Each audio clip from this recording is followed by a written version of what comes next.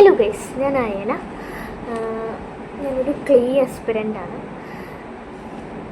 ഞാൻ ആദ്യമായിട്ടൊന്നുമല്ല ക്ലേ എഴുതാൻ പോണത്. ഇതെൻ്റെ സെക്കൻഡ് ടൈമാണ്. ഞാനൊരു റിപ്പീറ്ററാണ്. ഞാൻ ഫസ്റ്റ് ടൈം ക്ലേ എഴുതുന്നത് 2025 ക്ലേ ആണ്.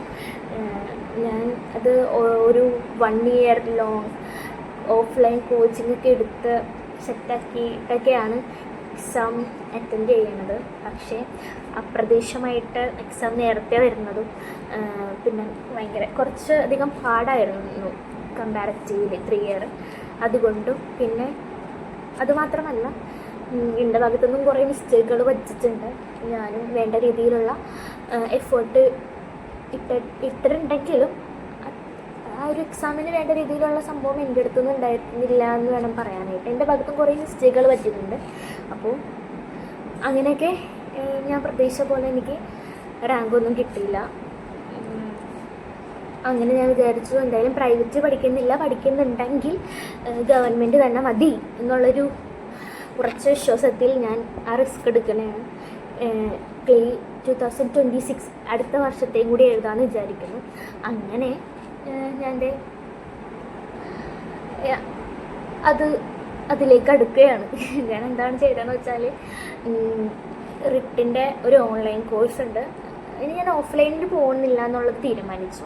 അങ്ങനെ റിട്ടിൻ്റെ ഓൺലൈൻ കോഴ്സ് എടുത്തു. ഇപ്പോൾ ഏകദേശം എക്സാം ആവാറായിട്ടുള്ളൊരു സ്റ്റേജിലാണല്ലേ നമ്മളെല്ലാവരും നിൽക്കുന്നത്. ആ ഒരു സ്റ്റേജിലാണ്. എനിക്കറിയാം ഇപ്പോൾ എൻ്റെ ഒരു സ്റ്റേജ് എന്ന് പറയാൻ എനിക്ക് ഏകദേശം ലീഗൽ ആറ്റിറ്റ്യൂഡും കാര്യങ്ങളെല്ലാം ഏകദേശം സംഭവം എന്താ ഏതാന്നൊക്കെ ഉള്ളത് എനിക്കറിയാം, എല്ലാം അറിയാം. കോൺസ്റ്റിറ്റ്യൂഷൻ കംപ്ലീറ്റ് ആയി.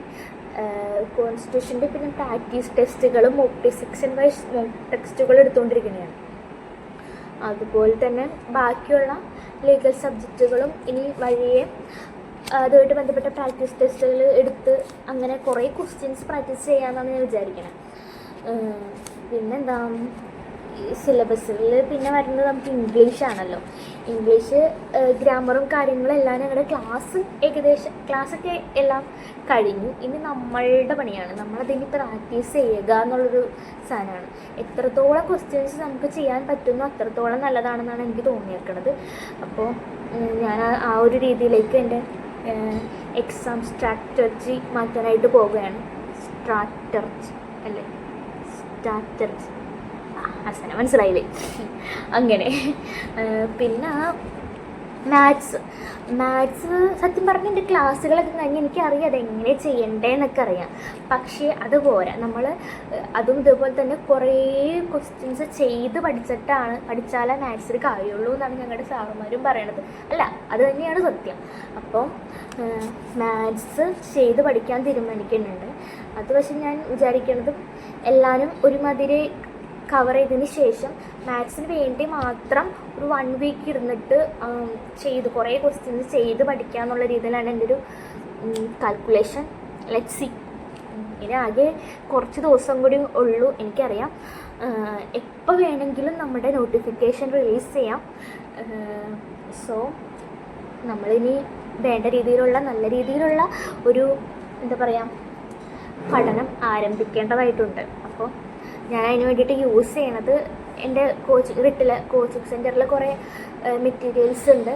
അവരുടെ തന്നെ കുറേ പ്രാക്ടീസ് ടെസ്റ്റുകളും മോക്ക് ടെസ്റ്റുകളൊക്കെ തരുന്നുണ്ട്. അതെല്ലാം ചെയ്യാനാണ് ഉദ്ദേശിക്കുന്നത്. പിന്നെ റിട്ടിൻ്റെ ഈ ഒരു ഗൈഡ്, നിങ്ങൾക്ക് ഏതെങ്കിലും ഒരു നല്ല ഗൈഡ് വേണമെന്നുണ്ടെങ്കിൽ റിട്ട് 2025 ഒരു ഗൈഡ് ആമസോണിൽ അവൈലബിൾ ആണ്. ഞാൻ അവിടെ നിന്നാണ് വാങ്ങുന്നത്. അപ്പോൾ അവിടെ നിന്ന് വാങ്ങാം.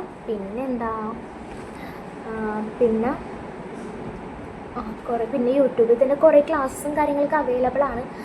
കഴിയുന്നതും കുറേ ക്വസ്റ്റ്യൻസ് പ്രാക്ടീസ് ചെയ്യാനായിട്ട് നോക്കാം. അപ്പോൾ നമുക്ക് ഇത്തവണ ഏതെങ്കിലും ഒരു ഗവൺമെൻറ് കോളേജിൽ എന്തായാലും കയറണം. അപ്പോൾ എൻ്റെ കൂടെ നിങ്ങളും ഉണ്ടാവുമെന്ന് വിചാരിക്കുന്നു. അപ്പോൾ ഞാൻ എന്തായാലും കയറും എന്നാണ് ഞാൻ വിചാരിക്കണത്. അങ്ങനെയാണെങ്കിൽ നമുക്ക് കോളേജിൽ വെച്ച് കാണാം. ഓക്കെ ഗായ്സ്, ഞാനിനി എല്ലാ ദിവസവും വീഡിയോ ഇടാം. നമുക്ക് എങ്ങനെയാണ് പഠിക്കുന്നത്, ഞാൻ എങ്ങനെയാണ് പ്ലാൻ ചെയ്ത് വെക്കുന്നത് പഠിക്കാനായിട്ട്, എൻ്റെ ടൈം ടേബിള്, നമുക്ക് ഒരുമിച്ച് പഠിക്കാം. ഇങ്ങനെ ഇരിക്കണം. ഓക്കെ. ശരി എന്നാൽ ബൈ. എല്ലാവരും പഠിക്കുക. എപ്പോൾ വേണമെങ്കിലും നോട്ടിഫിക്കേഷൻ റിലീസ് ആവാട്ടോ. ഞാനും നിങ്ങളും എല്ലാവരും എക്സാമിന് വേണ്ടി തന്നെയാണ് പഠിക്കുന്നത്. സോ നന്നായി പഠിക്കുക. നല്ലൊരു ഗവൺമെൻറ് കോളേജിൽ എനിക്കും നിങ്ങൾക്കും കയറാൻ പറ്റട്ടെ എന്ന് ഞാൻ ആശംസിക്കുകയാണ്. അപ്പോൾ ശരി എന്നാൽ ബൈ ഗൈസ്, ബൈ.